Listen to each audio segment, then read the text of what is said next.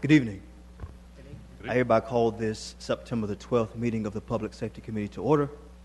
We have a fairly short agenda this evening, but before we get started, we always like to take the time to recognize our public safety departments and their leaders. We have with us today Mr. Greg Turner from the City Manager's Office. Our Public Safety Office is led by Attorney Carmen, and also Attorney Sykes is here as well. We have Mr. Milt Sadler here with Emergency Management Department. We have our Fire Chief, Chief Mayo, here, obviously with our Fire Department. And with our Police Department, who is well represented today, we have Chief Roundtree. So we appreciate everything that you guys do to keep our community safe. With that being said, items on the consent agenda, and there are a few of them, members of the committee. Items on the consent agenda are unanimously approved unless a council member wishes it to be pulled for consideration. With that being said, are there any items that should be pulled for discussion or consideration at this time? Seeing none, I would entertain a motion. Move for approval of all consent items. Second. Consent agenda has been motioned and properly seconded. All in favor of approval, please say aye. Aye. That is unanimous. Thank you. Item G1, please. Item G1, restriction of animal acts in the city. Mr. Chairman, members of the committee, as you recall, there's been discussion at the public comment period of the full council regarding concerns some citizens have had about the way that animals are treated in circuses and exhibits in other cities and in general. You requested that we bring this item with some options for your consideration to the Public Safety Committee. As we have researched what other communities in the country have done and what other countries in the world have done, we have found that there are probably several options you could consider. Some entities, some governmental entities have banned all all animals in exhibits and animal acts in things like circuses. Some communities have banned wild animals in these types of events. Some communities have banned wild-born animals, meaning if you have an elephant that's born in the wild and captured, that elephant or animal would not be allowed to be used in a circus. However, if it was domestically born and raised, it would be. One country, in fact, decided it was going to just pick a few animals to exempt from the wild born restriction, and so I think it's I've forgotten now, but they actually allow camels and parrots, but they ban all other wild animals. And so there is a spectrum of options. I gave you 4 of the most logical or gross, if you will, large meaning options that you can consider. There are variations, as I've indicated, but the ones I gave you are the largest or most common that I think you might want to consider. Staff does not have a recommendation for you. We present these options for your consideration. All 4 of these options have been reviewed by the City Attorney's Office, and unless something has changed, we are authorized by statute to pursue any of these options. Be happy to answer any questions. Thank you, Mr. Turner. Members of the committee, we do have someone from the public who has signed up to speak. It is definitely one of the ladies who brought this before us. I can say that Mr. Turner has clearly presented those options, but just for the record, if you don't mind, I'll just take a look at items 1, 2, 3, and 4, and we'll read them just for the public will know what we're looking at. Item number 1 says the city could implement a citywide ban on all animal acts in circuses with exemptions for nature-centered exhibits. Number 2 states that the city could implement a ban on the use of wild animals in circuses, and the city could adopt rules for the handling and management of animals in circuses while they're in the city. Then the last option would be that the city could leave in place the existing city ordinance and allow the county animal control department and the state animal cruelty statutes to address the issues that are raised. There are 4 options on the table, and before we hear from the member of the public who wishes to speak, does anyone have any questions about those options before we discuss them? Seeing none, we have one person signed up, Ms. Martha Cecil. Ms. Cecil, if you can just come up to the podium, give your name and address for the record, and share your comments, please. Good evening. Good evening. Martha Cecil, 2026 Creekwood Drive, Greensboro, 27407. As always, I'm speaking for the voiceless through Speak Out for Circus Animals to ban wild and exotic animal circuses. First, I want to thank the Public Safety Committee for recognizing this issue. The sheer wrongness of wild animals in captivity, plus obvious proven or unmeasured public safety risks, literally go hand in hand. Yet we continue to look at it as inconsequential, so we blindly allow wild circus animals in our towns for public entertainment. Sometimes that entertainment turns into disaster when captive, abused, and enraged wild animals go on a rampage in or outside the ring, causing severe injury, death, and destruction. Of course, it also causes the death of innocent wild animals. Whether there are a few instances elsewhere or many anywhere, why would it matter? It won't happen here. It won't happen there. The death of one human and one innocent wild animal matters. Between 1990 and 2014, 16 people were killed by captive elephants in the U.S., according to the Responsible Exotic Animal Ownership. In 2014, Alan Campbell, a zookeeper and elephant trainer and handler in Jacksonville, was killed by a 7,500-pound elephant. His job was training elephants and giving elephant rides. Parents purchasing tickets for their children to take photos with tigers or to ride an elephant's back have no way of knowing the animal's history, training, escape risk, stressors, anxiety level, triggers, injury, illness, or aggression. It is recognizable in all captive wild animals that they suffer pain, high stress, and anxiety. These actions or inactions have no place in modern society. When an elephant exhibits aggression, it is very often ignored, and the same elephant is performing giving rides to children. In one incident, an elephant escaped along with 2 other elephants, reportedly wearing their ride saddles. The circus denied it, but the ADA was able to produce USDA documents verifying that this was the case. It is foolish to expect or ignore wild or exotic animals living under stress. Severe stress, confinement, and abuse will never lash out or try to attack or escape. Here's a quote from a Florida police officer, Blaine Doyle, testifying before Congress that I found very moving.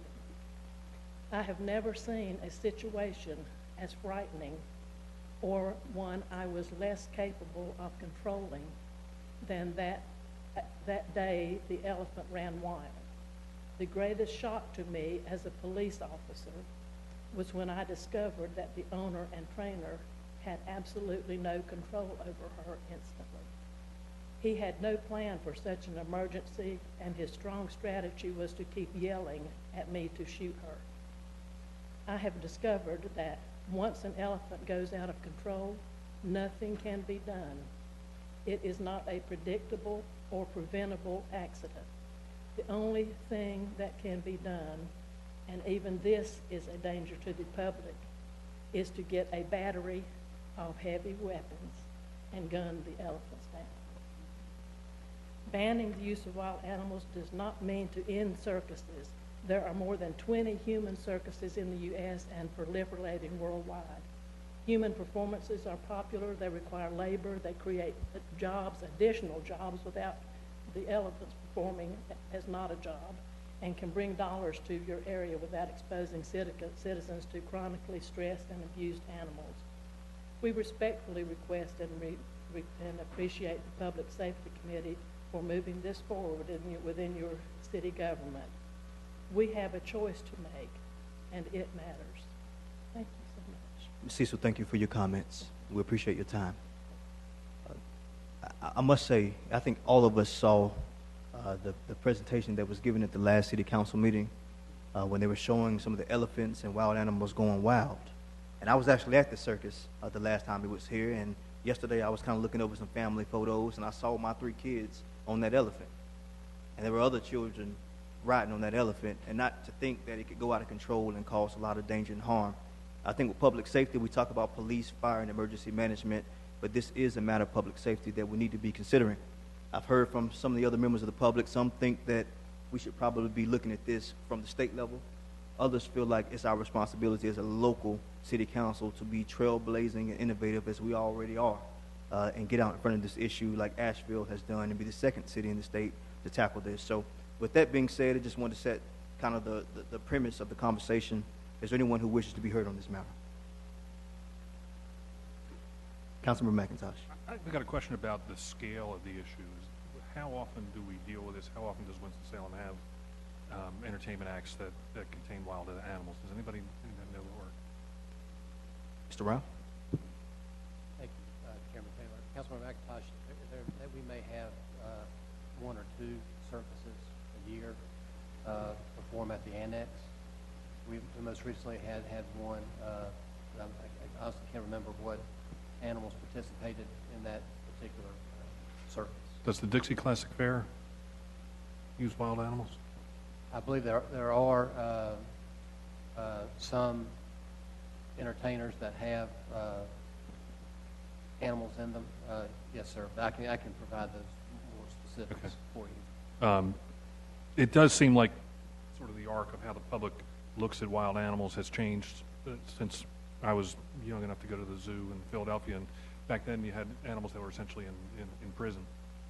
We looked at them through bars, and now the tendency or the move is to go to things like the North Carolina Zoo, where it's open spaces and they're not confined. So I mean, I think the public would be in favor of seeing a more enlightened view of how we treat animals. But we really haven't gotten a lot of detail on how often we deal with that. I'd like to see a little bit more of that information. But I'm in favor of restricting the use of it, if not completely doing away with it. And Mr. Rao, Mr. Turner, just a quick question. I was contacted by a member of the media this morning, and they wanted to make sure that this proposal did not extend over to the animals at the Dixie Classic Fair. And my response was we were just completely discussing animals that will be traveling through the city in the circuses only, and it would not extend to the Dixie Classic Fair. And that needed to be addressed. That's something we can talk about later, but that's not the context of this conversation. If you would just kind of reinforce that, please. So that is correct. We're not talking about the Dixie Classic Fair. As far as staff is concerned, we're not talking about anything but circuses, but the other cities that have considered it have considered a spectrum of options. But what you have in front of you is just referring to circuses. I just wanted it to be stated for the record. Councilmember Burke? I was going to ask now, when they are traveling through the city, if the circus comes in and they stop in our city, and where are they located when we have the circus? The annex, the Coliseum annex. About how many, we have that, how many times do we have a circus in the city? About twice a year, at least once, what I'm hearing. And just for understanding, have we had any problems in the past? Not that I'm aware of, Mr. Rao. Mayor Pro Tem Burke, I'm not aware of any problems with that. In this discussion we've been having, I know we have the representative, which I appreciate you doing your research and everything. Have we had any other public comments, public awareness discussions about this within other groups? Not that I'm aware, Councilmember Burke. Do we have any of the residents in Winston-Salem part of the committee with you? Ms. Cecil, the question was, do we have any residents in Winston-Salem who are part of your efforts to prohibit these animals from coming through the city? If you would come to the microphone, please. There's always people at home who may not be able to hear as well. We do. Two of the people who were with me at our very first one at City Council are from Winston-Salem. And not only are they part of Speak Out for Circus Animals, they are also part of other animal rights organizations or groups. Thank you. Well, thank you, Ms. Cecil. Members of the committee, council member, I always think one of my favorite things to talk about in government, I think it's always better to measure 10 times and cut once, and that way you make sure that you get it right. I truly believe at this point it makes sense to just prohibit the wild animals, but I have not heard a large groundswell from members of the community wanting to prohibit them. But I imagine if our newspaper publications and if some of our news media outlets tend to cover these types of issues, we can get a response from the community as to how they want us to move. To me, it makes sense, but I don't think that we should be speaking necessarily for ourselves. We should be speaking for the people.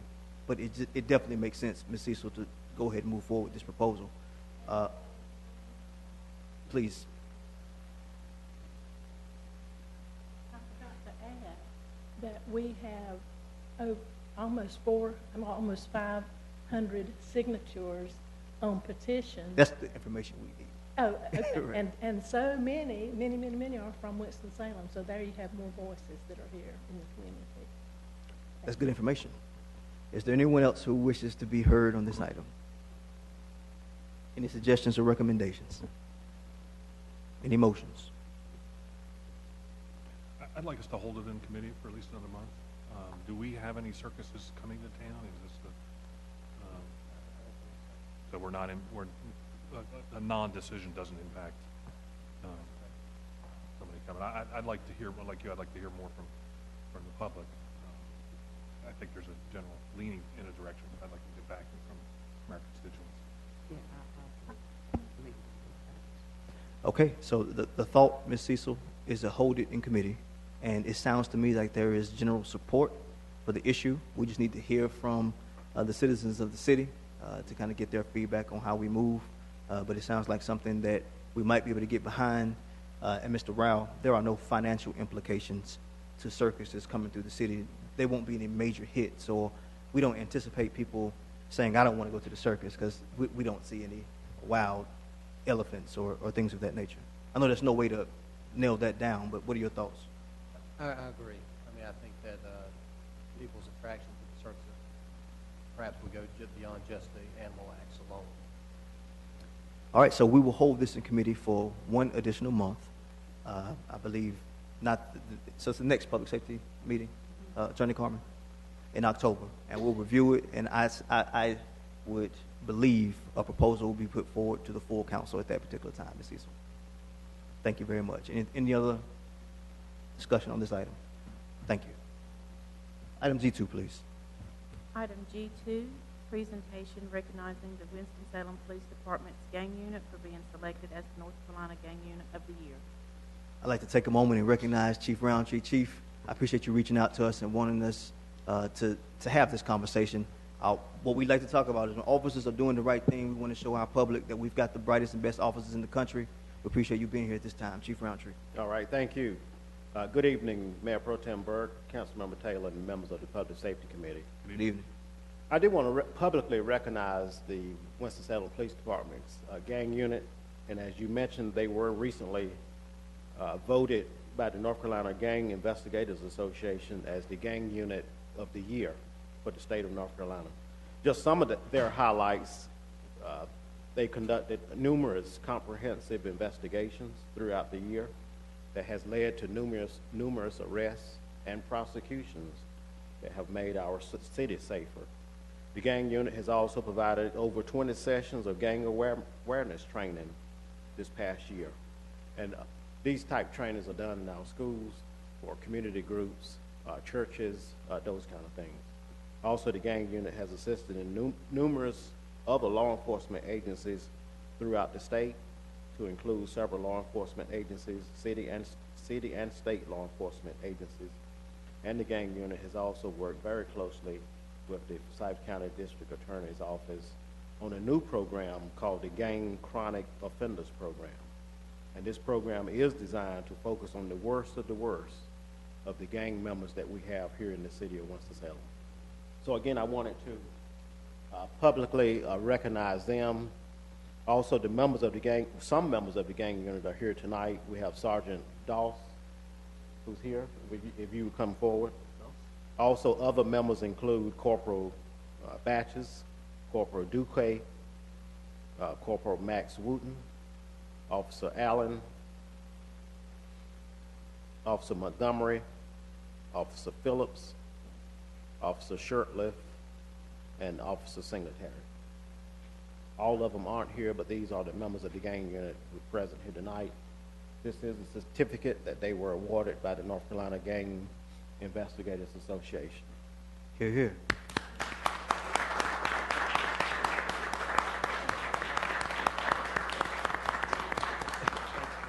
Sergeant, or would any of you like to have any words? Chief, you don't mind, do you? I don't mind. All the effort goes to these guys right here. It's just only a small representation of the unit. We have a total of 9 officers and myself. We had an extremely busy year, but it was a great honor to get this from the state, and it's good for the department, good for the city. That's all I got to say. Councilman Carter? All right. Well, I'll say that, and we appreciate you on behalf of the committee. We thank you for what you do for our citizens. I like to wake up in the morning knowing that my community is safe and that we're moving forward, and we couldn't do it without you. So there's been a lot of conversation about whose lives matter, and I don't want to get into that, but we thank you for what you do to keep our citizens safe. Thank you. Thank you. Councilman Burke? I would not let this opportunity pass, because if you don't, I have told people, if you don't toot your horn, it won't be tooted by some folks. Come up, Captain Weaver. Are you captain now? What are you now? Yes, ma'am. I'm so happy that I'm still alive and I'm still with a thinking mind. Would you step to the mic and let them know a little history about this gang group? And also, I don't see Miss Pam Peoples-Joyner, who has been working so hard. We had one person before her, and we also have an advisory board that works. And as you go out to do your job in the different areas you're in, you're touching a lot of people.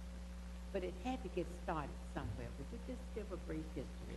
Yes, ma'am. I'll also give credit where credit's due. The gang unit started in 2006. Your vision, you're the first person in the city, I think, that said a gang is a gang, and call it what it is. And it was through you that we started the gang unit on the police department. I had the pleasure of being the first sergeant on the gang unit, and that's where my heart and soul is. And this is actually the second time since 2006 the Winston-Salem Police Department has been the gang unit of the year for the entire state of North Carolina. So we have a very good thing going. This group has taken it to the next level, and it's amazing what they can do for all the citizens in the city. So we are truly honored. And one thing that was stated by the chief about going into the schools, next time bring us a record about how many schools you've been in and some of the comments that the children are talking about, the middle school, high school, elementary, what are they talking about, and what influence having a gang department in the city, or the police department, what impact are you making on these schools and with people being strong enough to move away from the gang, not be a part of the gang if it's not good? And I do believe that Mrs. Pam Peoples-Joyner told me she went to Durham for a meeting, and she was talking, and some of the folks there, they don't even have, they want to know what we're doing in Winston-Salem. So it's an example that you are moving forward, you are a model and a mentor for others. So we commend you, and we know that this department, with our police department, is indeed a very strong, good department. And we thank you. We thank you for all you do. Yes, ma'am. Captain Weaver, if you would just stay put, and Yes, to the sir. gang unit, again, we thank you, and if you would just join me one more time in giving them an applause. Councilman Montgomery. Just again, offer my congratulations to the gang unit, and just one question I'd ask you, Chief Sergeant, to answer: is there is there anyone on the team that is bilingual? Okay, that was just a question I had. Yes, sir. I do have one officer who's bilingual. Okay, that's great. I just wanted to, that's just a question I had. Thank you. Councilman Burke. And I have to say that Mr. Page was with us when we got it started. And as the department person who worked hard and made sure the meetings were held and that the people who participated around the city and county helped to make a difference. And that's why they can stand there today, because we've made a big investment and we see our investment. And we thank you. Thanks again. All right, thank you. And members of the committee, oh, Chief, I don't want to steal your thunder. That's why I wanted the captain to stay put. Okay. I also wanted to introduce, and he's already spoken already, our newest captain, Captain Michael D. Weaver. He is a 24-year veteran of the police department. He started his career in 1992. He's worked in various positions since 1992 throughout the police department. He earned a Bachelor of Science degree in criminal justice from Western Carolina University. He's married, has 2 daughters, and he's the new District 2 commander. I know there were some questions, not really concerns, but just questions about the moves that we made with our district captains. Part of that was because we had one retirement. One captain retired, Captain Patricia Mary. She retired. She was over investigations. So our District 3 commander, Captain Doug Nance, he was transferred to investigations. We had one captain that requested to be moved for career development. So Captain Louder is now our District 3 commander. Captain Natasha Miles is still District 1, and Captain Weaver is the new District 2 commander. Well, so Captain Weaver, you have anything you'd like to add? I just look forward to working with you guys. I've had the pleasure of working with some of you before. I know some of us have emailed. I think we have breakfast coming up soon, so I'm looking forward to that. But I am looking very much forward to working together so we can continue the one-team approach and improve Winston-Salem. Most of my district is encompassed in District 2, and Captain, we're looking forward to working with you. Yes, sir. Mayor Pro Tem Burke. I was looking at television, and they were showing the police departments working in the neighborhood. And one police, they were with the children, and he said, we want you to know that we're human. That's what he was saying. And I think if we can be more humane, and more sensitive, children will run to us, not to the gangs or the people who are not the good people, but they'll run to the police because they see that you, just like them, you think, you walk, you eat, you smile, you talk. And so I think that's so important to bring that kind of in. And I do want to get a follow-up on the schools, what's happening, because I'm so concerned about the education of our children. And maybe we can bring that report, Chief, back at another public safety meeting just for us to review. So anything further, Captain Weaver or No, Chief just Roundtree? to echo what Ms. Burke just said, I would like to point out the fact that the gang unit has looked and know the importance of the schools. And in fact, Officer Singletary is a former SRO. He worked for me. I just left the school resource officer program. So he was very good there. He brings a lot to the gang unit. It's one of the reasons he went over there, because he does understand the needs and concerns in the schools. So that's definitely an asset to the gang unit. And Mr. Singletary, you attended Parkland High School, did you not? Glenn High School. We won't hold that against you. Anything else, Councilman Burke? I'm just happy. All right. Thank you, Captain, Chief, Thank you. members of the committee. Is there anything else that we need to discuss for the good of the order? Staff? Chief Roundtree? And I did want to recognize two other members, very important members of the police department. I do have Assistant Chief Thompson here tonight, and also Assistant Chief Wilson Weaver here tonight as well as our Assistant City Attorney for Public Safety, Lori Sykes. Mayor Pro Tem Burke. I will say whenever you call Assistant Chief Weaver, he never hesitates. He just said, let me look into it. I'll be there.